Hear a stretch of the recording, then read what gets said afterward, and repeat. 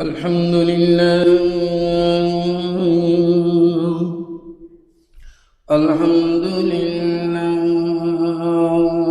نحمده ونستعينه ونستغفره ونعوذ بالله من شرور أنفسنا ومن سيئات أعمالنا من يهده الله فلا مضل له ومن يضلل فلا هادي له ونشهد أن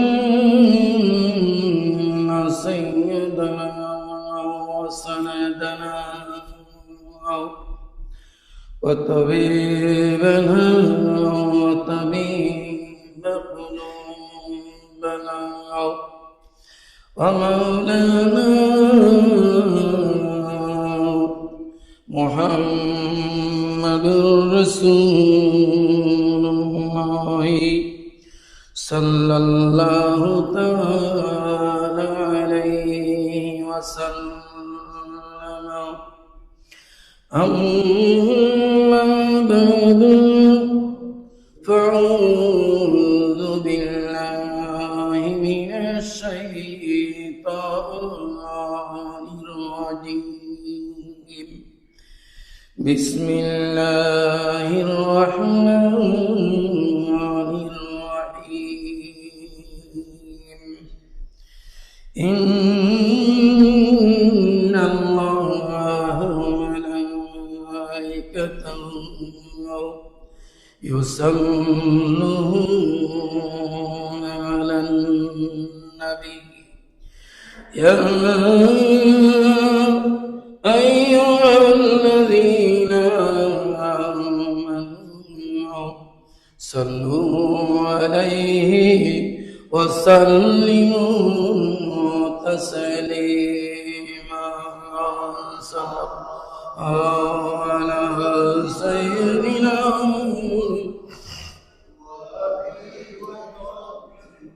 صلاة يا رسول الله عليكم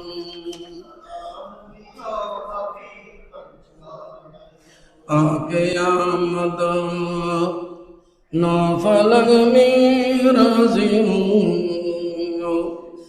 أنبياء وأولياء تاجهم صلاة يا رسول عليكم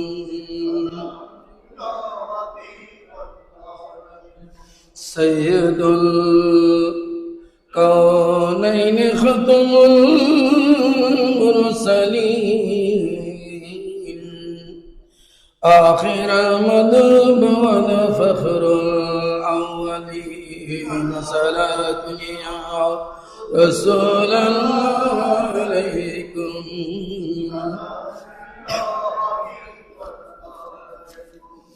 بسم الله الرحمن الرحيم. سبحان الذي أسرى بعبده ليلا من المسجد الحرام إلى المسجد الأقصى الذي باركنا حوله لنريه من آياتنا إنه هو السميع البصير. صدق الله العلي العظيم وصدق رسوله النبي الحبيب الكريم ونحن على ذلك من الشاهدين والشاكرين والحمد لله رب العالمين. ربي صل وسلم وبارك عليه. عن أبي هريرة رضي الله تعالى عنه قال رسول الله صلى الله عليه وسلم أرأيتم لو أن نهر باب أحدكم يغتسل فيه كل يوم 5 هل يبقى من درنه شيء؟ قالوا لا يبقى من درنه شيء. قال فذلك مثل الصلاة الخمس يمحو الله بهن الخطايا أخرجه صاحب البخاري والمسلم وفي المشكاة. وعن أبي بريدة قال قال رسول الله صلى الله عليه وسلم العهد الذي بيننا وبينهم الصلاة فمن تركها فقد كفر. وأيضا قال النبي صلى الله عليه وسلم بمتعلق أداء الصلاة الخمس في كل يوم لله سبحانه وتعالى. قال النبي صلى الله عليه وسلم الصلاة عماد الدين أو كما قال عليه الصلاة والسلام. মুআজ্জাজ হাজিরিন, উপস্থিত সম্মানিত মুরব্বিয়ানে নিজাম, মুসাল্লিয়ানে কেরাম, দূর দূরান্ত থেকে আল্লাহর ঘরে আগত আল্লাহর মেহমান, আমরা সর্বপ্রথমে যে আল্লাহ রব্বুল ইজ্জত আমাদেরকে এমন একটি ইবাদত দান করলেন, যে ইবাদতের মাধ্যমে ছোট বাচ্চা যেভাবে মায়ের কোলে বসে মায়ের সাথে কথা বলার মহান একটি সুযোগ, ঠিক তেমনি ভাবে আল্লাহর সামনে বসে ডাইরেক্ট আল্লাহর সাথে কথা বলার মহান একটি সুযোগ করে দিয়েছেন, যার নাম হলো সালাত। যেই সালাত সম্পর্কে নবীজি বলেছেন আসসালাতু মিরাজুল মুমিনিন। এই বড় নিয়ামত, এই বড় হাদিয়া, এই বড় উপহার যে আল্লাহ রব্বুল আলামিন সরকার দু জাহান শফিউল মুসনবী রহমাতুল লিল আলামিন হুজুর করিম রউফুর রহিম হযরতি মুহাম্মদুর রাসূলুল্লাহ সাল্লাল্লাহু আলাইহি ওয়াসাল্লামের উসিলায় আমাদেরকে দিয়েছেন। ওই আল্লাহর দরবারে শুকর আদায় করি, সকলে বলি আলহামদুলিল্লাহ। সাথে সাথে আরো শুকর আদায় করি এই মাস রজবুল মুরাজ্জব, এই মাসের 26 তারিখ দিবাগত রাত্রিতে আল্লাহ রব্বুল আলামিনের হাবিব আল্লাহর বন্ধুর সাথে এমন একটি কাজ করলেন, যে কাজটি অন্য কোন নবী রাসূলগণের সাথে করা হয় নাই। এমন একটি পজিশন দিলেন, এমন মর্যাদা দিলেন, যেই মর্যাদা, যেই পজিশন অন্য কোন নবী রাসূলগণকে দেওয়া হয় নাই। যেই পজিশন দিতে গিয়ে মহান রব্বুল ইজ্জত আল্লাহ রব্বুল আলামিনের দরবারের মেহমান বানিয়েছেন। মেহমান হওয়ার নামটি হচ্ছে মিরাজুন নবী সাল্লাল্লাহু আলাইহি ওয়াসাল্লাম। ওই দয়াল নবীর উসিলায় আমরা যে আমাদের জন্য মেরাজ নামাজ, এই নামাজ আমাদেরকে আল্লাহ যে দয়াল নবীর উসিলায় ফরজ করে দিয়েছেন, ওই নবীর উপর অসংখ্য অসংখ্য দরুদ ও সালাত ও সালামের হাদিয়া পেশ করছি। সকলে চিৎকার দিয়ে বলি সুবহানাল্লাহ। নামাজ কার উসিলায় পেয়েছি? বলুন, কার উসিলায় পেয়েছি? নবীজির উসিলায় পেয়েছি। নামাজ এটা যদিও বা আপনার কাছে বোঝা মনে হয়, যদিও বা মুনাফিক শ্রেণীর মানুষের কাছে এটা একটি বড় বোঝা মনে হয়, এটা কিন্তু বাস্তব ইমানদারের জন্য, নামাজির জন্য, আল্লাহ প্রেমিক বান্দার জন্য আল্লাহর সামনে বসে কথা বলার একটি মহান সুযোগ। সকলে বলি সুবহানাল্লাহ। গত জুমাতে বলেছিলাম মেরাজ সম্পর্কে সংক্ষিপ্ত আলোচনা করেছি। যেহেতু মেরাজের মাস বিভিন্ন দিকে বিভিন্ন সময়ে উলামায়ে কিরামের মুখ থেকে আপনারা মেরাজ সম্পর্কে শুনবেন, শুনে আসতেছে। তো মেরাজ কেন, মেরাজ কেন, এটার সংক্ষিপ্ত উত্তরটা হচ্ছে আল্লাহর নবীর শান ও মান বুঝানোর জন্য মেরাজ শরীফের ঘটনা। সকলে বলি সুবহানাল্লাহ। অর্থাৎ মেরাজ তো জান্নাত, দুজক, আরশ, কুরসি, লৌহ, কলম সবকিছু দেখানো হয়েছে। ওইদিকে যাচ্ছি না আমি শুধু বলছি মেরাজ কেন। মেরাজের এই কেন শব্দটার সংক্ষিপ্ত উত্তরটা হচ্ছে মেরাজ একমাত্র প্রিয় নবীজিকে আল্লাহ কত ভালোবাসেন এবং প্রিয় নবীজিকে কত উপরের স্থানটা দান করা হয়েছে ওইটা জগৎবাসীকে নবী রাসূলগণের জগতে আল্লাহর সৃষ্টি কুলে বুঝানোর জন্য মেরাজুন নবী সাল্লাল্লাহু আলাইহি ওয়াসাল্লাম। সকলে বলি সুবহানাল্লাহ। আমার আলোচ্য বিষয় আমি গত জুমাতে বলেছিলাম নামাজ সম্পর্কে। ইনশাআল্লাহ আগামী জুমাতে আল্লাহ যদি আমাকে হায়াতে প্রাণে বাঁচায় রাখে আগামী জুমার থেকে নামাজ সম্পর্কে আলোচনা করব। নামাজ আমাদের জন্য মেরাজ। আমাদের জন্য কি? নবীজি আল্লাহর দরবারে ডাইরেক্ট আল্লাহর সাথে সামনে বসে, ডাইরেক্ট আল্লাহর সামনে বসে আল্লাহকে সচক্ষে দেখেছেন। যেহেতু আল্লাহ রসুল বলেন রাআইতু রাব্বি ফি আহসানি সূরাতি, আমি আমার আল্লাহকে অত্যন্ত সৌন্দর্য সূরতের মধ্যে দেখেছি। সকলে বলি সুবহানাল্লাহ। নবীজি আল্লাহকে দেখা, এটার উপরে আর বড় নিয়ামত কিছু হতে পারে। তো নবীজি যে কোনো নিয়ামত নিজে একা ভোগ করার জন্য রাজি না। নবীজি যে কোনো নিয়ামতের ভাগীদার উম্মতকেও, গুনাহগার উম্মতকেও ভাগীদার করার জন্য আল্লাহর দরবারে আবেদন করেছেন, দরখাস্ত করেছেন, ফরিয়াদ করেছেন। আল্লাহর দরবারে রাসূল করিম সাল্লাল্লাহু আলাইহি সাল্লাম দোয়া করেছেন এই আখিরি জামানার উম্মত, গুনাহগার উম্মতের জন্য। তাহলে নবীজি আল্লাহর সাথে দিদার করেছেন, আল্লাহর সাথে কথা বলেছেন। আল্লাহর সাথে কথা বলা, দিদার করা বিরাট একটি নিয়ামত।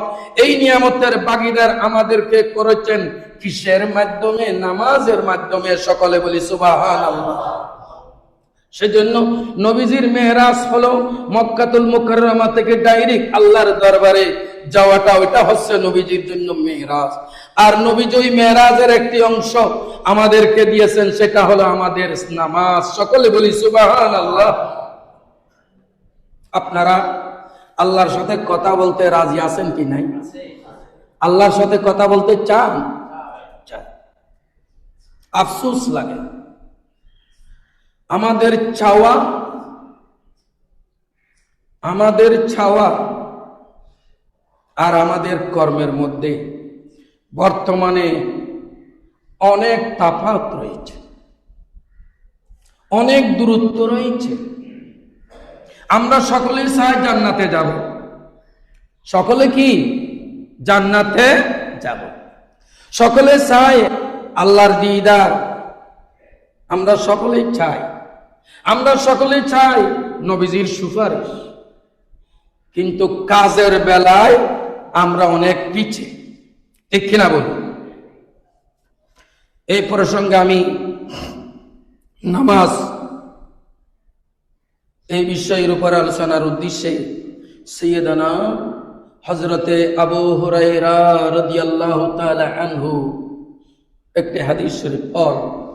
قال رسول الله صلى الله عليه وسلم أرأيتم لو أن نهر باب أحدكم يغتسل فيه كل يوم إلى آخر الحديث।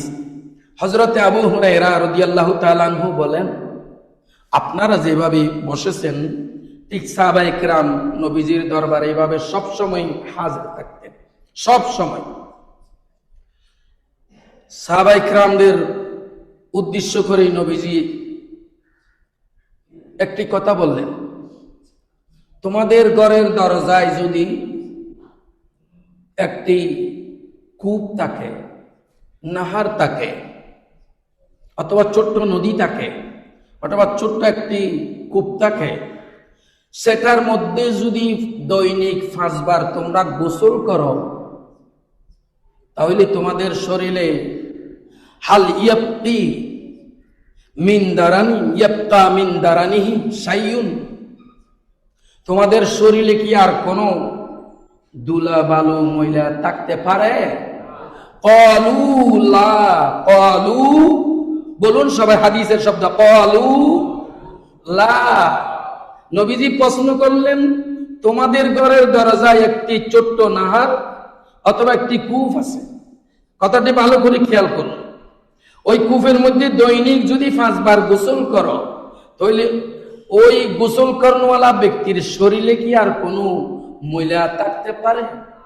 এই প্রশ্ন করলেন। প্রশ্নের উত্তরে সবাই একই সাথে বললেন, ক্বালু লা, আমাদের শরীরে কোনো ধুলা বালু ময়লা থাকতে পারে না। তারপর ক্বালা ফাযালিকা মিসলুস সালাত, আল্লাহ রাসূল বললেন, এটা হচ্ছে তোমাদের দৈনিক 5 ওয়াক্ত নামাজ আদায় করার উদাহরণ। সকলে বলি সুবহানাল্লাহ। দৈনিক 5 ওয়াক্ত নামাজ যদি আমরা আদায় করি, তাহলে আমাদের শরীরে আমাদের আর কোনো গুনাহ থাকবে না, আর কোনো গুনাহ থাকবে না। গুনাহ বলতে কোন ধরনের গুনাহ? কথায় কথায় গুনাহ হচ্ছে আমাদের। কিছু গুনাহ আছে সগীরা গুনাহ, আর কিছু আছে কবিরা গুনাহ। কিছু আছে সগীরা গুনাহ, কিছু আছে কি কবিরা গুনাহ। কবির মানে বড়, কবিরা মানে বড়। সগীর মানে ছোট, সগীর মানে ছোট, কবির মানে বড়। সগীরা গুনাহগুলা অটোমেটিক, যখন আপনি নামাজ পড়বেন, দৈনিক 5 ওয়াক্ত নামাজ পড়বেন, সাথে সাথে সগীরা গুনাহগুলা মাফ হয়ে যাবে। মাফ চাওয়ার আগেই মাফ হয়ে যাবে। সকালে বলি সুবহানাল্লাহ। আর কবিরা গুনাহগুলা মাফ চাইতে হবে। মানুষের হক নেই, আল্লাহর হক বলে। মানুষের হক যেগুলি, সেগুলি আবার মানুষকে আদায় করে দিতে হবে, অথবা তার থেকে ক্ষমা চাইয়ে নিতে হবে। মানুষের হক আদায় হবে না। আদায় হবে কোনগুলি? হকুল্লাহ। হকুল্লাহ আপনি আদায় করেন নাই। আপনার উপর যাকাত ফরজ ছিল, আপনার উপর নামাজ ফরজ ছিল, আপনার উপর হজ ফরজ ছিল। টাকা কমে যাবে এই চিন্তায় আপনি হজ করেন নাই, যাকাত দেন নাই, শয়তানের দুকাতে পড়ে আপনি নামাজ পড়েন নাই। আপনার 60-65 বছর হওয়ার পরে বুঝে এসেছে, আমি তো অনেক দিন নামাজ পড়ি নাই, অনেক গুনাহ করেছি, অনেক ফরজ আল্লাহর হক আমি ধ্বংস করেছি। তাহলে তখন আপনি যদি চাচ্চা নিয়তে তওবা করুন, মরগের তওবার মতো তওবা নয়, এমন নিয়তে তওবা করতে হবে যাতে আমি যে গুনাহ থেকে তওবা করছি, ওই গুনার মধ্যে আমার মৃত্যুর আগ পর্যন্ত আর আমি লিপ্ত হব না। ওইভাবে পাক্কা নিয়ত নিয়ে কবিরা গুনাহ থেকে তওবা করলে আল্লাহ মাফ করবে। ইন্নাহু ইয়াগফিরুয যুনুবা জামিআ। আল্লাহ রাব্বুল আলামিন সমস্ত মানুষ যখন তওবা করে, সমস্ত গুনাহগুলো আল্লাহ রাব্বুল আলামিন মাফ করে দেয়। সকলে বলি সুবহানাল্লাহ। তাহলে কি বুঝলাম? এই হাদিস শরীফটা ইমাম বুখারী রহমাতুল্লাহ আলাইহি, ইমাম মুসলিম রহমাতুল্লাহ আলাইহি ওনাদের কিতাবের মধ্যে লিপিবদ্ধ করেছেন। আরেকটি হাদিস, আন বুরাইদাতা قال قال رسول الله صلى الله عليه وسلم العهد الذي بيننا وبينهم الصلاة فمن تركها فقد كفر। যে ব্যক্তি নামাজ তরক করেছে সে কুফরি করেছে। নামাজ তরক করেছে, কি করেছে? কুফরি করেছে। কুফরি নামাজ তরক করা, কাফের নামাজ পড়ে না, বেঈমান কি নামাজ পড়ে না। আল ফারকু বাইনাল মুসলিম ওয়াল কাফির তারকুস সালাত। কাফের আর মুশরিকের, কাফের আর মুসলমানের মধ্যে পার্থক্য হলো কি? নামাজ। বেঈমান যারা, কাফের যারা, তারা নামাজ পড়ে না, আমরা নামাজ পড়ি। এখন আসি, আমি যদি নামাজ না পড়ি, তাহলে কাফের যেভাবে নামাজ পড়ে না, আমিও তার কাছে চলে গেলাম, তার কাছে কাছে চলে গেলাম। সেজন্য নামাজ অবশ্যই, নামাজ আল্লাহ রাব্বুল আলামিন বলে ওয়াকিমুস সালাত, কোরআনের আয়াত, নামাজ কায়েম করো। আল্লাহ রাব্বুল আলামিন সর্বপ্রথমে আমাদের উপর 50 ওয়াক্ত নামাজ ফরজ করেছে। আল্লাহ কত বড় দয়াবান দেখুন। 50 ওয়াক্ত নামাজ নিয়ে যখন মেরাজ রাত্রিতে আল্লাহর দরবার থেকে হাদিয়া, নামাজ হলো হাদিয়া। আল্লাহ রাসূল বললেন আল্লাহর দরবারে গিয়ে আত্তাহিয়াতু লিল্লাহি ওয়াস সালাওয়াতু ওয়াত তাইয়্যিবাত। আল্লাহর দরবারে বসার পর নবীজি বললেন আত্তাহিয়াতু লিল্লাহ। কি বলেছিল? আত্তাহিয়াতু লিল্লাহ, মোবারকবাদ আল্লাহর জন্য। ওয়াস সালাওয়াতু ওয়াত তাইয়্যিবাত, আসসালামু আলাইকা আইয়ুহান নাবিয়্যু। আল্লাহ রাসূল তিনটি কথা বললেন, আত্তাহিয়াতু লিল্লাহি ওয়াস সালাওয়াতু ওয়াত তাইয়্যিবাত। এটা বলেছেন নবীজি আল্লাহর দরবারের সামনে বসার পরে। আর আল্লাহ বলেছেন আসসালামু আলাইকা আইয়ুহান নাবিয়্যু। আল্লাহ রাব্বুল আলামিন বলে, হে আমার হাবিব, হে আমার নবী, আপনার উপর সালাম বর্ষিত হোক। সকলে বলি সুবহানাল্লাহ। আমি আপনাকে সালাম দিয়েছি, আপনি সালামটা আপনার জন্য নিবেন। আর নবীজিকে আল্লাহ সালাম দিল। সালাম মানে শান্তি, সালাম মানে কি? শান্তি। আল্লাহ সালাম দিল নবীজিকে কখন? মেরাজ রাত্রিতে। এর আগেও আল্লাহ রাসূলের উপর ফেরেশতাদেরকে নিয়ে দলবদ্ধ হয়ে সালাত ও সালামের হাদিয়া পেশ করতেন।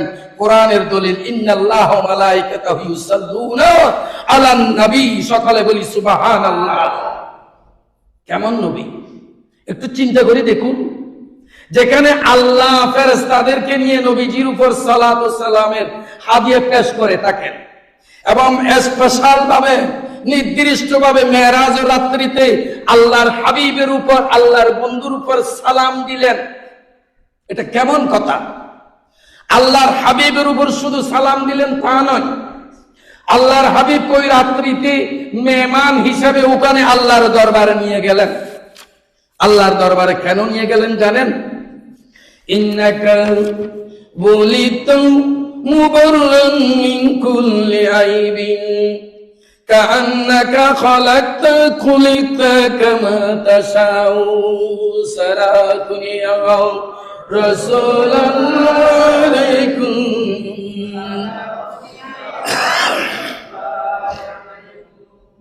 ইন্নাকা খুলিকতা, আল্লাহু আকবার, কেমন কথা!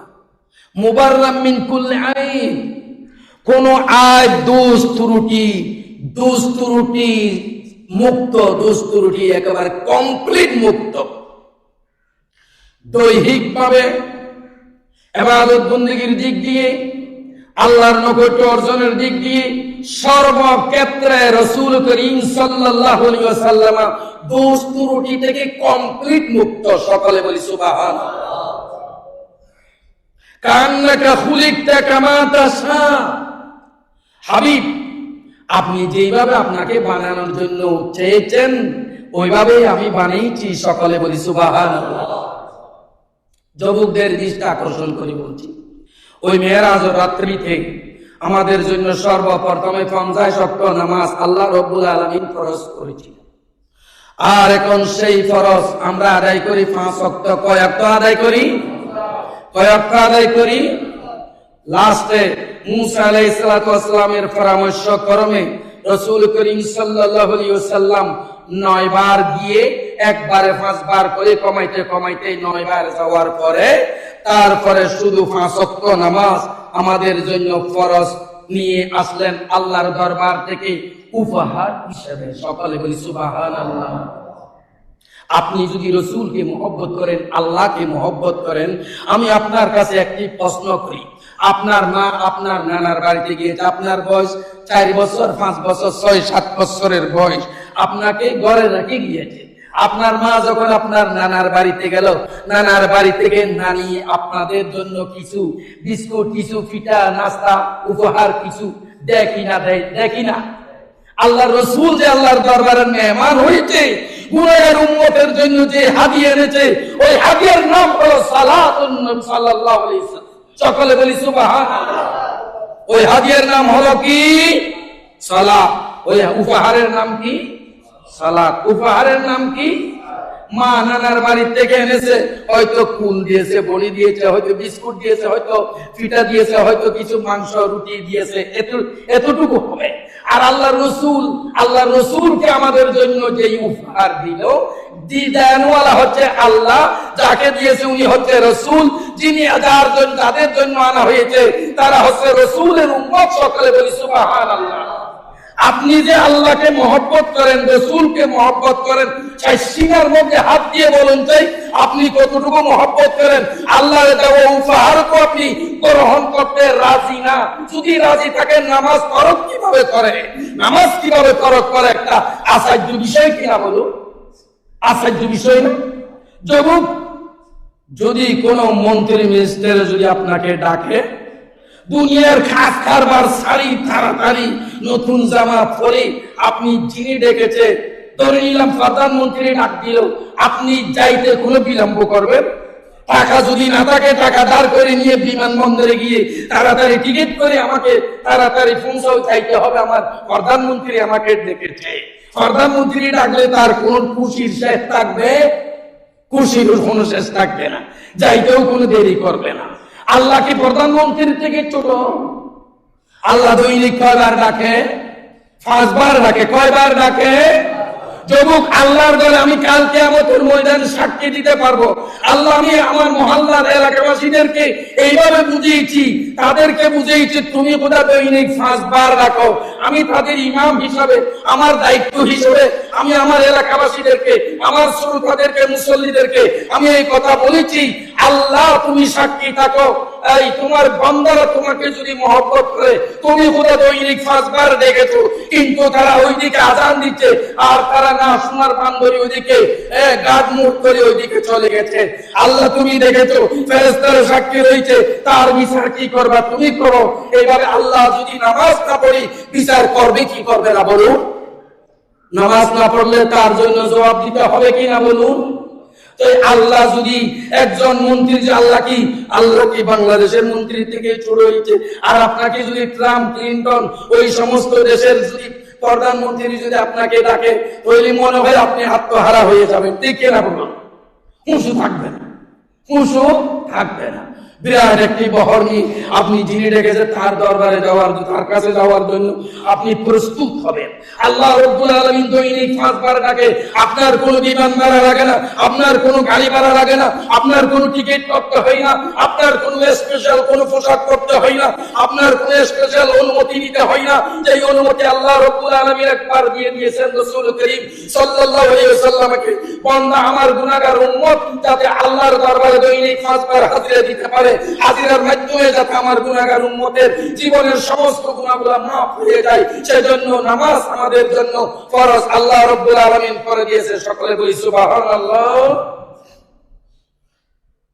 আল্লাহর ডাকে, আল্লাহর মহব্বতে, রসুলের মহব্বতে আল্লাহর ডাকে আমরা সাড়া দেব। কে কে দেব? চাই আমরা হাত উঠাই। কে কে আল্লাহর ডাকে কে কে সাড়া দেব? মসজিদে গিয়ে নামাজ পড়ার সুযোগ হলে মসজিদে পড়বো, যেখানে ঘরে আসি ঘরে পড়বো, অফিসে আসি অফিসে পড়বো, যেখানেই থাকি না কেন সেখানে আমরা নামাজ পড়লে নামাজ আল্লাহ কবুল করবে। যেহেতু রাসূল করিম সাল্লাল্লাহু আলাইহি ওয়াসাল্লাম বলেছেন, আমার জন্য সমস্ত জমিনকে, রাসূল করিম সাল্লাল্লাহু আলাইহি ওয়াসাল্লামকে আল্লাহ রাব্বুল আলামিন যে সমস্ত নিয়ামতগুলো দিয়েছেন, তার মধ্যে স্পেশাল একটি হচ্ছে, কয়েকটি স্পেশাল অন্য কোন নবী রাসূলগণকে দেওয়া হয়নি। যেমন সূরা ফাতিহা, এইভাবে আয়াতুল কুরসি, এইভাবে কয়েকটি জিনিস, এবং সমস্ত জমিনকে আল্লাহ রাসূলের উম্মতের জন্য জমিন বানিয়ে দেওয়া হয়েছে। সকলে বলি সুবহানাল্লাহ। নৌকাওয়ালা নৌকার মধ্যে যদি তাকে নামাজ পড়ে, নামাজ হবে কি হবে না? গাড়িওয়ালা গাড়ির মধ্যে বসে যদি নামাজ পড়া হবে কি হবে না? কৃষক মাঠে নামাজ পড়লে হবে কি হবে না? এই সুযোগ করে দিল কে? আল্লাহ। যেটা, যেমন আমি আপনাকে আরেকটু উদাহরণ দিয়ে বলি, আল্লাহ যদি বাতাস না দিত তাহলে আমরা চলতে পারতাম? আল্লাহ যদি পানি না দিত আমরা চলতে পারতাম, আমরা বাঁচতে পারতাম? বাতাস একেবারে সস্তা একটি জিনিস, পানি একেবারে সস্তা একটি জিনিস। আবার যখন কিনতে যায় তখন কিন্তু এটা অনেক ক্ষেত্রে অনেক দামি হয়ে যায়। ঠিক তেমনি ভাবে নামাজ পড়ার জন্য যদি একেবারে সহজ হয়ে যায়, একেবারে যেখানে সেখানে আদায় করা যায়, কিন্তু তার মূল্য হচ্ছে সমস্ত ইবাদতের উপরে। সকলে বলি সুবহানাল্লাহ। পানির মূল্য যেমন অনেক বেশি, আপনাকে 2-4 দিন 5 দিন পানি না দিলে তারপরে বোঝা যাবে পানির মূল্য কত, ঠিক না বলুন? এবাদত এটা, আপনি যাকাত সমর্থ নাই, যাকাত না দেন কোনো সমস্যা নেই। আপনি দান করার সমর্থ নেই, আপনি দান না করেন কোনো সমস্যা নেই। আপনি শারীরিক ভাবে একেবারে অক্ষম, রোজা রাখতে পারছেন না, একেবারে আপনার সমস্যা শারীরিক ভাবে কোনো সমস্যা নেই, কিন্তু নামাজের বেলায় আপনি শুয়ে নামাজ আদায় করতে হবে, শুয়ে নামাজ আদায় করতে হবে। কথার প্রসঙ্গে আরেকটি কথা বলছি, এই যে যারা চেয়ারে বসে নামাজ পড়েন, আপনারা একটু কষ্ট করে নিচে বসে নামাজ পড়বেন, ইশারা করি নামাজ পড়বেন। কিতাবের মধ্যে, হাদিসের মধ্যে, কোরআনের মধ্যে ইশারা করি নামাজ পড়া সম্পর্কে আছে। এবং লাস্ট যদি আপনি বসে ইশারা করতে না পারেন, আপনাকে শুয়ে ইশারা করি নামাজ পড়ার জন্য বলেছেন। শুয়ে কিভাবে নামাজ পড়বেন? 2টা মশলা আছে। একটি মশলা হলো পশ্চিম দিকে পা রেখে আপনি এইভাবে ইশারা, অথবা উত্তর দিকে মাথা রেখে আপনি পশ্চিম দিকে মুখ করি ইশারা করি নামাজ পড়েন। তারপরেও নামাজ পড়তে হবে, নামাজ মাপ নাই। তাহলে সেই নামাজের মাধ্যমে রিজিকের মধ্যে বরকত হবে। কি হবে? রিজিকের মধ্যে বরকত হবে। অনেকে বলে শুধু নামাজ পড়ে, কিন্তু তার কোনো অর্থনৈতিক কোনো উন্নতি নেই, বুঝা যাচ্ছে নামাজ কবুল হচ্ছে না। নামাজে আবার একেবারে বস্তার টাকা দিবে এমন না। বস্তার যেই টাকায় আপনাকে জাহান্নামে নিবে, ওই টাকা আপনাকে দিবে না। আপনার কাছে হয়তো এই জন্য আপনাকে অতিরিক্ত অর্থ দিচ্ছে না, আপনাকে অতিরিক্ত অর্থ দিলে হয়তো নামাজ সালাম আপনি ছাড়ে দিবেন, এমনও হয়, সেই জন্য দিচ্ছে না। নামাজ পড়তেছেন কিন্তু আপনি আল্লাহর সাথে কথা বলতেছেন, আল্লাহ আপনাকে মহব্বত করতেছে, আপনিও আল্লাহকে মহব্বত করেন, তার প্রমাণ নামাজ আদায়ের মাধ্যমে হচ্ছে। ঠিক কিনা বলুন? তাহলে আমরা নামাজ কি ছাড়তে পারি না পড়তে পারি? নামাজ আদায় করব। আল্লাহ তোমার বান্দারা সকলে নামাজ পড়বে, তাদের অতীত জীবনের সমস্ত গুনাহগুলো তুমি মাফ করে দাও। সকলে বলো আমিন। নামাজ পড়ি তুমি খোদাকে যাতে রাজি করতে পারে, তোমার রাসূলকে যাতে খুশি রাখতে পারে, আল্লাহ সেই তৌফিক আমাদেরকে তুমি দান করো। সকলে বলো আমিন। নুরুল হক সাহেব একজন মুসল্লি, এই তার জন্য দোয়া করবো। উনি অনেক কিছু আশা করেছে। আল্লাহ নুরুল হক সাহেবের খুব ভালো মানুষ, নুরুল হক সাহেবের দোয়া দরখাস্ত যে আশা করে আমাদের জন্য কিছু তবরুক এনেছে, আমাদের জন্য শুধু, তো সেই জন্য আল্লাহ নুরুল হক সাহেবের আশা পূরণ করো। আর অনেক মুসল্লিরা রোগ মুক্তির জন্য দোয়া চেয়েছে, যারা রোগ মুক্তির জন্য দোয়া চেয়েছে, আল্লাহ সবাইকে, মুরব্বীদেরকে, আমার বন্ধুদেরকে, আমার মুসল্লি ভাইদেরকে যাবতীয় রোগ বালা মুসিবত থেকে সম্পূর্ণভাবে মুক্ত দান করো। সকলে বলো আমিন। ওয়া আখিরু দাওয়ানা আলহামদুলিল্লাহি রাব্বিল আলামিন। ইনশাআল্লাহ বাকি আলোচনা আগামী জুমা থেকে হবে। আমরা সুন্নাত পড়ি।